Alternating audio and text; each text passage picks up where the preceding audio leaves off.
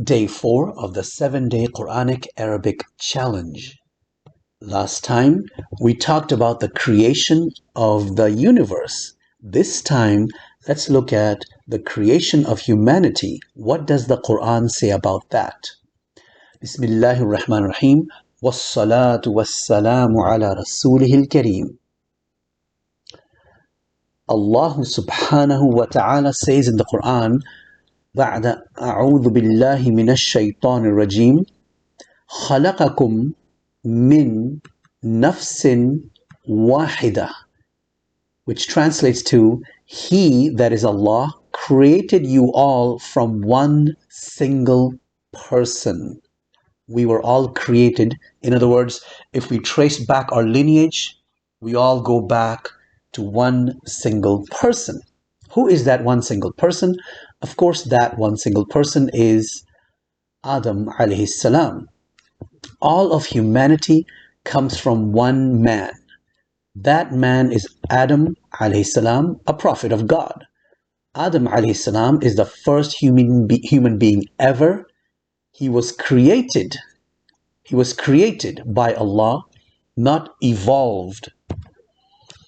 Now, of course, modern evolution says that human beings evolved from species that evolved from species. If you go back, there's a common ancestor between us and monkeys, apes, gorillas, and chimpanzees. However, if you look at what the Quran is saying, it is very clear. خَلَقَكُم مِّن نَفْسٍ وَاحِدَةٍ. He created you all from one single person. And that person is Adam alayhi salam. So the question then arises, how do we Muslims deal with evolution? Well, evolution is an extremely sophisticated, complex topic. It is not possible for me to talk about it in this short presentation. However, I will present a very quick summary of my research into evolution that has been reviewed by other scientists as well. Not everything about evolution is true. Not everything is false either. Evolution is a mixed bag, meaning rejecting everything is dogmatic. Blindly accepting everything is also dogmatic. So how do we filter the truth from the monkey business, pun intended, in evolution? Well, we start by differentiating between micro and macro. Microevolution and macroevolution. Well, what's microevolution? Microevolution is just small changes in traits such as height, size, color, shape, blah, blah, blah, right? These are small changes. And we see them, and these have been proven in labs, and there's no problem there. It's a universally accepted fact. Macroevolution is when the scientists claim, or some scientists, some evolutionary biologists claim that one species changed over time to a whole new, totally different species.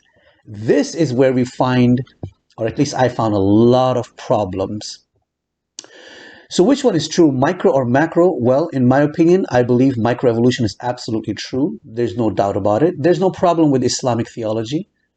There's no problem with Quran when it comes to micro. Macroevolution is statistically impossible.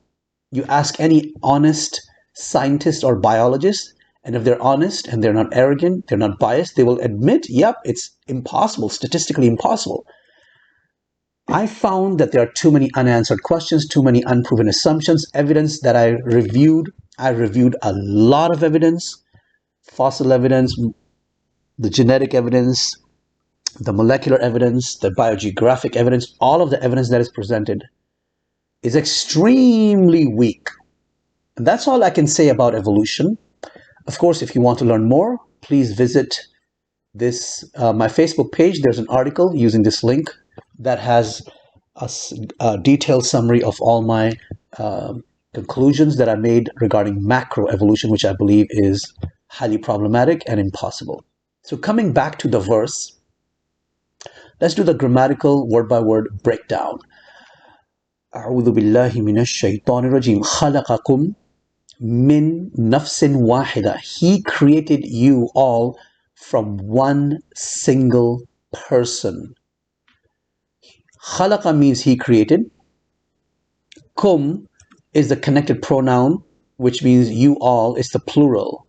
There are many different ways to say you in Arabic, depending on the number or gender. In English, there's only one you, but in Arabic, there are many ways to say you. So Arabic gives you a lot more variety, a lot more choice.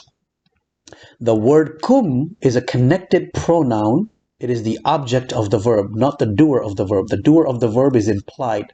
It's he. Khalaqa kum. He created you all. Min means from.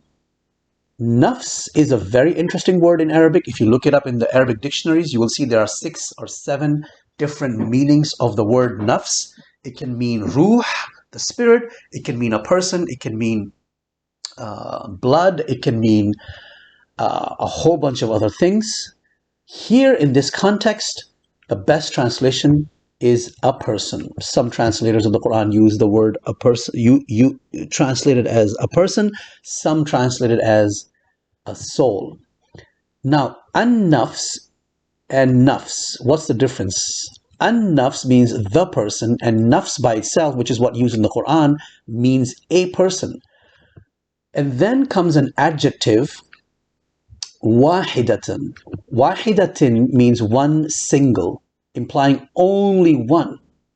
So this adjective here, wahidatan, is an extra, meaning that it is emphasis. It's what in grammar they call tawkid. What I mean by that is, let's go back to the verse to let me help you understand what I'm trying to say here. If I remove the word wahida from this verse, it still has the meaning of being created from a person. But when Allah subhanahu wa ta'ala says wahida, he is stressing, he's emphasizing one single person. You see how powerful? This is a strong statement. So Allah subhanahu wa ta'ala could have said, he could have said min nafsin, and anyone who knows Arabic will understand, yeah, one, because nafs, as I mentioned before here, nafs means one or a person, whereas an-nafs means the person. So by adding this extra adjective, wahidatin, what is the rhetorical effect? The effect is that Allah is stressing, he's emphasizing one single person. This is a very strong statement. It flies in the face of anyone who claims that we human beings do not have one common ancestor, which is Adam or Adam alayhi salam. So, with that in mind, we have completed our understanding of this part of the larger verse. Please memorize this verse. خَلَقَكُم مِّن نَفْسٍ وَاحِدَةٍ. Memorize this word, memorize this vocabulary, and the next step is for you to practice, fill in the blanks. On the right side, the Arabic of the verse, and on the left side, the English. And when you're done, you're ready for the quiz. If you need to review the lesson, be sure to do that. If you need to memorize the vocabulary, please be sure to do that before you take the free Google Forms quiz online, available at this link. Walhamdulillahi Rabbil Alameen. Wassalatu wassalamu ala Rasulihil Kareem.